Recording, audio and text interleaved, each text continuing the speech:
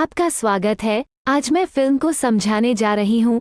वर्ष 2019 में रिलीज हुई आर्ट ऑफ सेल्फ डिफेंस। ये फिल्म केसी डेविस नाम के एक दुबले पतले और गीकी आदमी के बारे में है जो एक अकाउंटेंट है।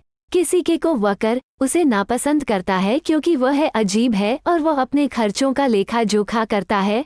वो अपने पालतू कुत्ते के साथ अकेले रहता है जिसका नाम डॉक्शंड है। एक रात उसने नोटिस किया कि डॉक्शंड का खाना खत्म हो गया है, इसलिए वो बाजार के रास्ते में दुकान के लिए निकलता है। रास्ते में मोटरसाइकिल पर दो लोगों उससे पूछते हैं कि क्या उसके पास बंदूक है। बाद में केसी खाना लेकर जा रहा होता है, तब मोटरसाइकिल पर सवार कुछ अन्य गुंडे के साथ फिर से उसके पास आते हैं तो केसी भागने की कोशिश करता है, लेकिन वे उसे पकड़ने में कामयाब रहे और लूटने से पहले उसे बहुत पीटते हैं। उसके कुछ दिनों बाद केसी अस्पताल में जागता है। वो अपने वॉइसमेल के माध्यम से जाता है और सीखता है कि किसी ने ये देखने के लिए नहीं कहा है कि वह कैसे कर रहा है, सिवाय उसके बॉस ग्रांट के, जो उसे बताता है कि उसे इंसिडेंट के बाद जितना समय चाहिए उतना समय ले सकता है। घटना केसी अपने जीवन के लिए भयभीत हो जाता है और एक गैंगस्टर फिल्म देखने के बाद वो एक बंदूक खरीदने के लिए मजबूर महसूस करता है। वो एक बंदूक की दुकान पर जाता है और एक पिस्तौल मांगने की कोशिश करता है, लेकिन उसे बताया जाता है कि उसे बैकग्राउंड की जांच और वेटिंग पीरियड के बाद बंदूक मिलेगी। वापस घर जाते वक्त उसे रास्ते में एक कराटे डोजो मिलता है और जब वह प्रवेश करता है तो वह सेंसी को अपनी क्लास को सिखाते हुए देखता है। सेंसे कहता है कि कल की क्लास में आ सकता है। कराटे क्लास में शामिल होने के कारण के बारे में पूछे जाने पर केसी खुद को स्वस्थ और फिट रहने के बारे में झूठ बोलता है। केसी डोजो की एकमात्र महिला सदस्य एना से भी मिलती है जो ब्राउन बेल्ट है और बच्चों को क्लास लेती है। वो स्वभाव से कठोर है और इसलिए चटाई पर जूते पहनने के लिए तुरंत केसी को डांटती है। केसी डोजो में एक व्हाइट बेल्ट के रूप में अपना क्लास शुरू करता है। वो हेनरी से मिलता है जिसका नेचर फ्रेंडली है और केसी के पहले क्लास के दौरान रंगीन रैंकों में प्रमोशन के लिए भी काम कर रहा है। केनेथ उसे पहले प्रयास में केसी को अपने पैरों से गिरा देता है। हालांकि केसी यहाँ एक अच्छी पंच किक प्राप्त करने को मैनेज करता है और प्रमोशन सेरेमनी के आने तक केसी अपने प्रैक्टिस में काफ़ी सुधार करता है। हेनरी केसी में विश्वास करता है कि उसने सेंसी को किसी से बात करते हुए सुना है और सोचता है कि उसे ब्लैक बेल्ट मिलने वाला है। हेनरी उन्हें मरे हुए क्रेन मास्टर के बारे में बताता है जिसे गोली लगने के बाद मार दिया गया था, और तब से सेंसेई का मानना है कि जो लोग बंदूक का इस्तेमाल करते हैं वे कमजोर होते हैं। सेंसेई भी सभी को एक चाल के बारे में बताता है कि केवल ग्रैंडमास्टर ही जानता था। इंडेक्स फिंगर को अपनी खोपड़ी के माध्यम से धकेलकर एक आदमी को मार सकता है। सेंसे केसी को येलो बेल्ट देते हैं और हेनरी को बढ़ावा नहीं देता है और थॉमस नाम के एक अन्य डोजो सदस्य को एक ब्लैक बेल्ट प्रदान करता है। इसके बजाय ये पता चला है कि सेंसी अपनी प्रमोशन के बाद विशेष नाइट क्लास में उच्च रैंक धारकों को प्रशिक्षित करता है। केसी अधिक आत्मविश्वास विकसित करना शुरू कर देता है। हालांकि एक दोपहर किराने का सामान खरीदते समय केसी परेशानी में पड़ जाता है। एक गुंडा उसे डराता है और अपने बैग से किराने का सामान फेंक देता है।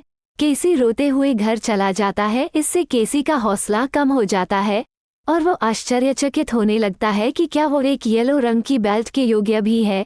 सेंसे नोटिस लेता है और उसे अपने ऑफिस में ले जाता है। खुलकर बात करने के लिए कहती है। केसी अंत में उसे बता देता है कि मुझे गुंडों को मारने के लिए क्लास ज्वाइन की है, ना कि फिट रहने के लिए। वो स्वीकार करता है कि वो अपने से बड़े लोगों से डरता है और खुद को बदलना चाहता है। कराटे क्लास में शामिल होना लेकिन खुद को बेहतर बनाने के लिए एक मानसिक घटक है। सेंसी उसे लव सॉन्ग के बजाय पॉप सॉन्ग सुनने की सलाह देता है। वो केसी को फ्रेंच सीखने के खिलाफ भी सलाह देता है और उसे इसके बजाय जर्मन सीखने के लिए कहता है क्योंकि उसे लगता है कि जर्मनी मजबूत और अधिक सक्षम है। इसके अलावा सेंसेई बताता है उसे कि जीवन के हर पहलू में आप क्या खाते हैं और आप दूसरों के साथ कैसे बातचीत करते हैं, सब कुछ मर्दाना नेचर होना चाहिए। ग्रांट उसे कहता है कि उसे काम पर वापस आने की आवश्यकता है क्योंकि काम पर 2 महीने हो गए हैं। केसी एक मुखर व्यवहार का उपयोग करना शुरू कर देता है जो उसे एक अभिमानी व्यक्ति के रूप में सामने लाता है। जब ग्रांट केसी को उसके और उसकी पत्नी के साथ रात के खाने के लिए इनवाइट करता है, वह ग्रांट को घूंसा मारता है गले में, ये कहते हुए कि एक बॉस अपने कोवर्कर से दोस्ती नहीं कर सकता है।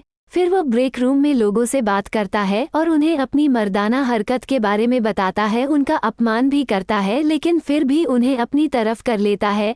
केसी को निकाल दिया जाता है लेकिन वह सेंसेई की सलाह का पालन करना जारी रखता है और उसे मजबूत बनाने के लिए अपने कुत्ते को सहलाना बंद करने का फैसला करता है। वह भी रात की प्रैक्टिस में जाना शुरू कर देता है और हेनरी बिना बुलाए जाता है।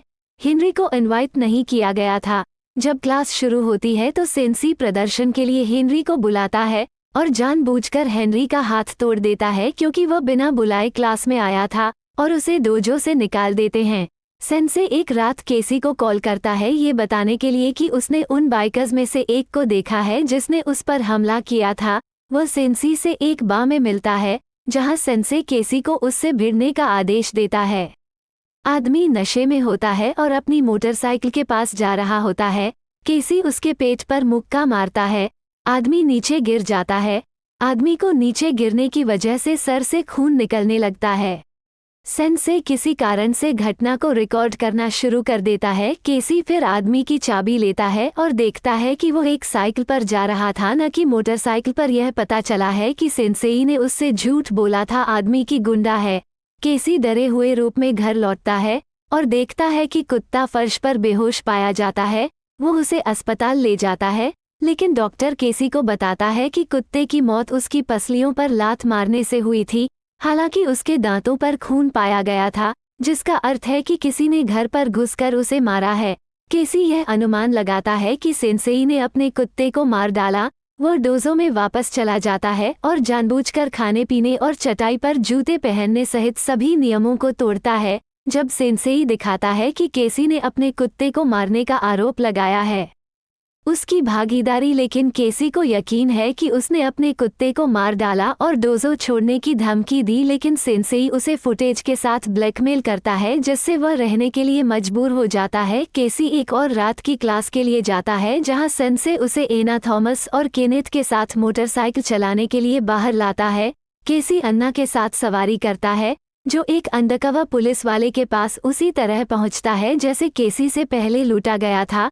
पुलिस वाले ने अन्ना को पैर में गोली मार दी थी और इससे पहले कि कुछ और गलत हो जाए केसी हमला करने के लिए अपनी चाल का उपयोग करता है, लेकिन वो एक फायर हाइड्रेंट के खिलाफ अपना सिर पटक कर उसकी हत्या कर देता है। सेंसेई अन्ना को उस आदमी से नहीं पूछने के लिए डांटता है कि क्या उसके पास बंदूक है, जैसे कि केसी सेंसेई ने केसी को बताया कि उसने अपनी बेल्ट पर एक रेड स्ट्राइप है क्योंकि उसने आदमी की जान ले ली है।